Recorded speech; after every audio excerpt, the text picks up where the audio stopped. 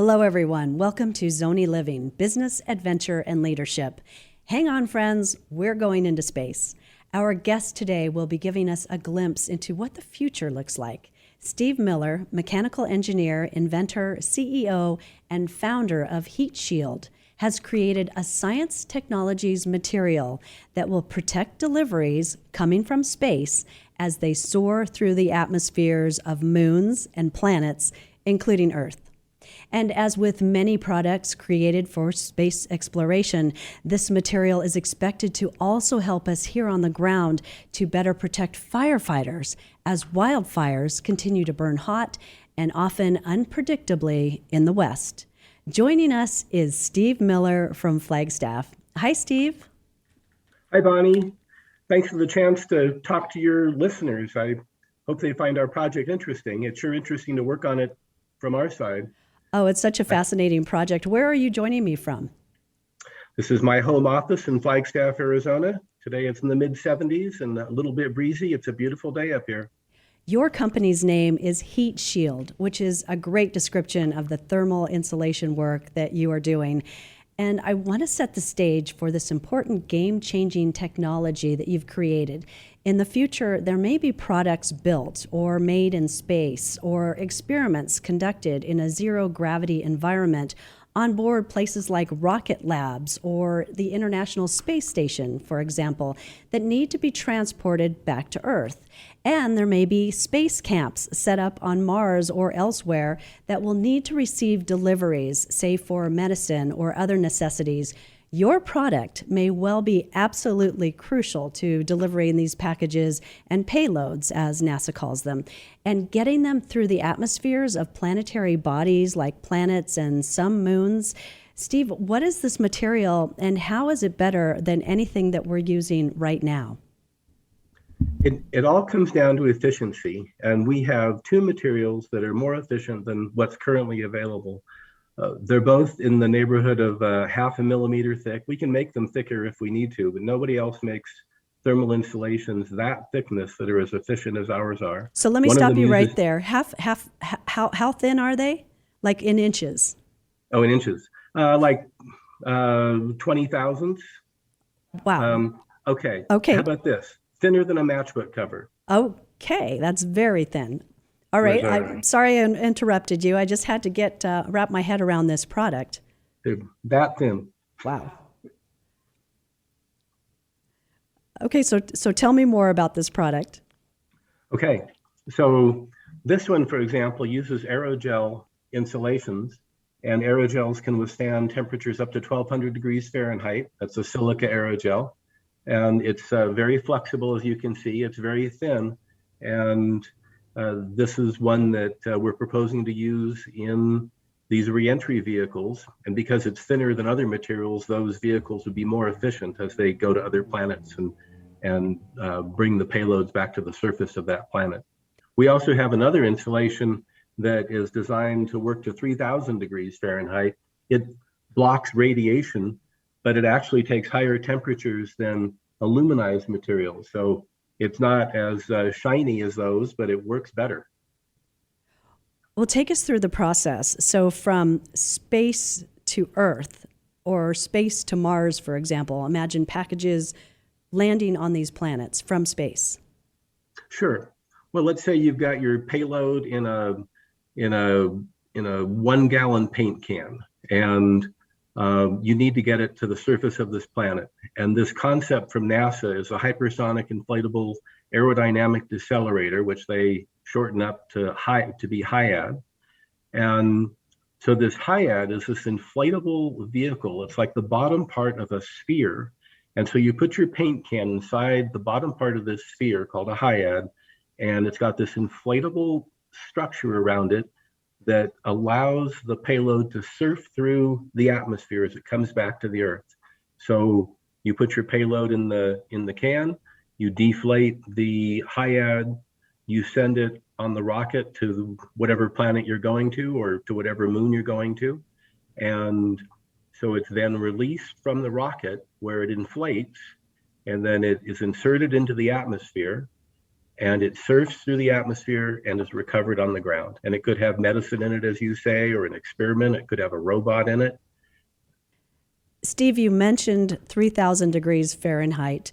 Well, I read that during re-entry, the space shuttle would be traveling so fast that it compressed the air ahead of it, and the friction caused by the speed of the spacecraft against these layers of air made the air temperature rise to as high as 3,000 degrees Fahrenheit. So obviously, you've tested this material in your labs. How much heat can it take? Can you push it beyond that 3,000 degrees? That's correct. 3,000 degrees is a typical temperature a vehicle would see during reentry. We can simulate that test in a test at NASA that costs about $50,000 per test, or we can do a test in our lab with a burner like the Bunsen burners we all used in high school. And with that, we can also get to 3,000 degrees. We just can't simulate the air pressure of space. But we can simulate the temperatures, and with that we can determine what materials are efficient. So far more cost effective than having to use labs with NASA. Far more cost efficient, and typically to develop a new material, we'll do hundreds of tests. So we need to be able to do tests quickly to determine what materials are going to work. And with the tests that we do, we use the burner to heat the material up. We measure the amount of heat that comes through over a few seconds, and then from that we're able to model the performance of the material and calculate how it would perform in a reentry environment or in a fire shelter or some other application. So here's something really interesting. You've been developing this product for more than a decade, but during the pandemic is when it really started gaining traction. You established HeetShield, the company. You wrote a proposal to NASA. You got approval for a NASA grant. You created good-paying jobs in Flagstaff, and you plan to be testing this material in space next year. That's really a speed of light kind of progress. That's true, Bonnie. I feel really fortunate to have been moving so quickly through this process. We started the company in September of 2020, and I wrote proposals to NASA and through the SBIR program, which is Small Business Innovative Research. There was one idea that they really liked and they funded, and then that led to 2 phase 3 contracts from NASA where we are further demonstrating the capabilities of our technology. And one of those 2 contracts will pay for a flight test with Blue Origin sometime in 2023. So that's Jeff Bezos' Blue Origin spacecraft. So this is really a public-private endeavor between HeetShield, NASA, and Jeff Bezos. That's pretty crazy incredible. It's pretty crazy incredible. I feel so fortunate. We've got a great team. We've got 5 part-time people, including a recent graduate from NAU. And I feel really fortunate to be able to do that here in Flagstaff. Fantastic. Well, like many products created from space travel and space exploration, of course, right now I'm thinking of artificial arms, for example. Your product also has applications right here on the ground. Yes, in addition to the space applications, we're very excited to be starting a project with the U.S. Forest Service, which is a branch of the USDA. And that will be to develop an improved fire shelter for our wildland firefighters. So the current fire shelter design uses a layer of silica cloth with foil on the outside to reflect the heat of the fire away. And then on the inside, there's another layer of foil and fiberglass cloth. So this is what a wildland firefighter gets to protect them when they're out fighting a fire if the fire overtakes them. And we're proposing to add a very thin layer of our material, which looks like this, in between the 2 layers. And we believe that'll add about 20% improvement in the amount of time that a firefighter would be protected. So we're very excited to be doing that and greatly appreciate the sponsorship from the USDA. Oh boy, that's incredible. You know, I have a background with the Forest Service. I'm very familiar with fire shelters. I have been on the fire lines for huge wildfires, and I know how dangerous and erratic landscape scale fires can be. And of course, the tragedy with the fire crew in the Yarnell Hill fire in 2013 is still so very painful for all of us in Arizona, and especially those in Prescott who were close to those 19 brave wildland firefighters who were killed.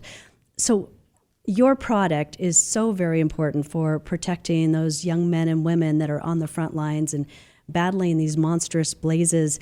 How much better? Well, you said 20% better, but this material also has to be light for these firefighters to be able to carry, not to weigh them down as they're hiking often to battle these blazes. You're absolutely right, Bonnie. I worked on a project with NASA to develop a fire shelter that would last even longer, and it did last longer, but it was a little bit heavier and a little bit bulkier than what they currently carry, and they really didn't want to make that change. So we will make one that's no heavier and no larger, but we expect it to have a 20% improvement. The current fire shelter offers protection in 92% of the times that it's used, and we'd like to improve that so it works even more. You know, the design on this concept, you and I were talking earlier, that it's really a good design for protecting people in fires. For people who have never seen one of these, they're about the size of a person, and you have to hold them down, and there can be terrible winds in fires. But our firefighters are trained and do understand what they need to do with these, and they can deploy them super quickly. That's correct. I understand they train until they can deploy them in 20 seconds. Yeah, absolutely. Well, Steve, you have an interesting backstory and motivation for getting into the thermal insulation development business. Tell us about your experience growing up in Los Angeles.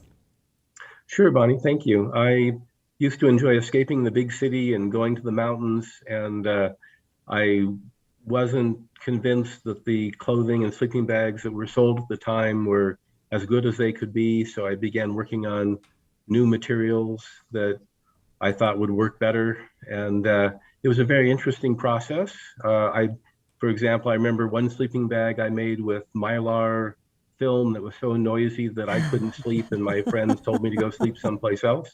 Mylar is the stuff that they make those silvery balloons out of, right, at birthday parties? That's correct. And it's very noisy, as many of your listeners will know. I can imagine. So, but I was talking about a clothing installation that I had developed at a conference, and someone came up to me from NASA and said that I should talk to some of his colleagues. And it turned out that he and his colleagues were the people who developed the installations for the space shuttle. So that was how I first got into working with thermal installations. And I met some of the people at NASA, and over the years since then, I've had access to some incredibly smart people and amazing test facilities. Wow. Well, it was just meant to be for you to be connected with NASA. Also, your love for mountains brought you to Flagstaff. That's correct. When I was 10 years old, we came out here on the train, and I remember seeing how beautiful it was. It was a nice sunny day, but we still got some snow. And I thought, wow, this is a great place to live. And I knew instead of just visiting, I wanted to live here. And as I became older and looked for a place to locate my business, I wanted to be near NAU, and I wanted to be in this town. And it's just worked out great. Well, I know you tap into that expertise over at NAU, the physicists and the engineers with your company as well. That's correct. We've just recently hired a young man who started off with us as an intern. He just recently graduated. We had another intern, and he's gone away for a while, but he might come back. So, I really enjoy that cooperation we get with the university. Well, sure. You know, a lot of us come back to Flagstaff. So also based in Flagstaff is Moonshot at NASET, and this is a business incubator and accelerator.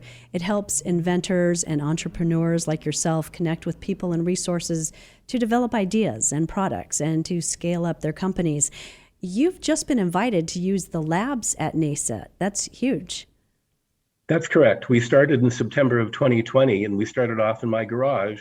But in April, we moved into NASET, and after they reviewed our application, they decided that we had potential to become a successful business and to create jobs here. And there's a lot of benefits for us. It's much more affordable than other spaces. The facilities are beautiful. They have very talented mentors, and through people at NASET, I've been connected with people to help with patents.